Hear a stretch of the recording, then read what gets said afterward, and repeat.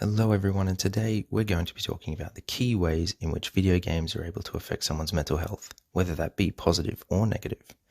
I've always felt that video games are viewed by a lot of people as meaningless fun and that they aren't made with true purpose. However, that has never run true for me and my experience with this form of media.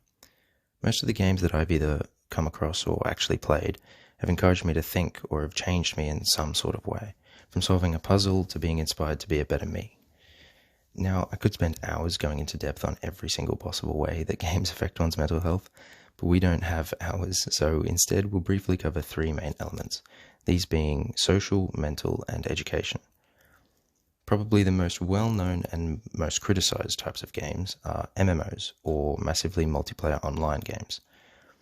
These games are focused around millions of people either competing against each other or working together to reach the same goal. From a social viewpoint, these games are made for people to get along, maybe even make a couple friends.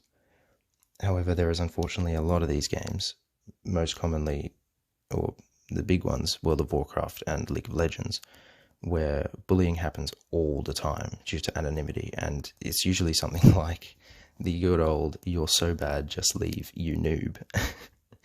And, when those statements are said to a single player constantly, all the time, it's just going to have just a massive negative impact on their mental health, as you can imagine. However, there is one MMO, to my knowledge, where the general community is full of people who will actually help a newcomer rather than attempt to break them, and that is Final Fantasy XIV. The community of this game is quite literally the opposite to most other MMO communities, where in Final Fantasy XIV, 95% of people are really nice and helpful, and the other 5% are the casual, rude and cruel kinds of people. Because of this, those who join the game are probably going to make a friend or two, as intended with these games. Additionally, it's also a safe haven for those who ever need it.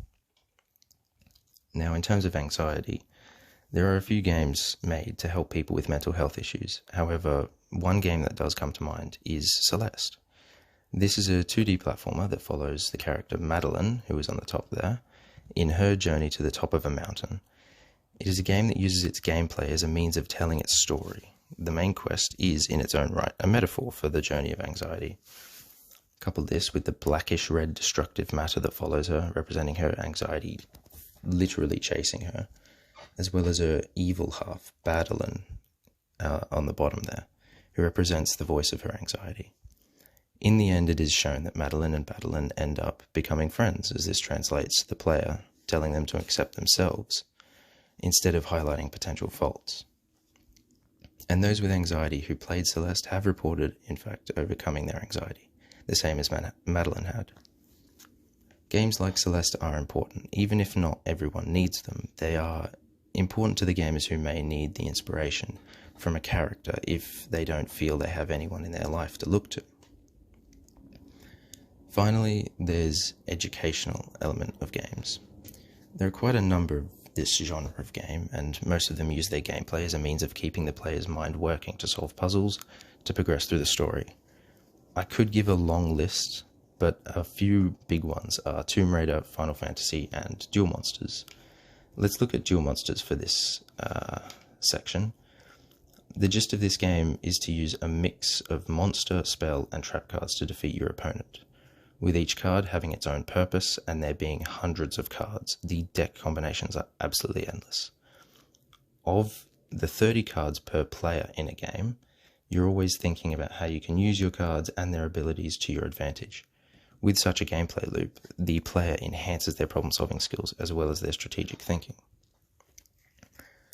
While there are many more areas to learn about than what I've given here, the areas we did cover were the positives and negatives of MMOs, the way characters inspire players, as well as the effects of strategy and problem-solving in card games. Overall, there are plenty of games, and all of them will affect each player differently, whether that be through inspiration or strengthening one's mind. Video games are made with the intention of having fun, and a lot of that fun can easily be described as having a purpose. Thank you.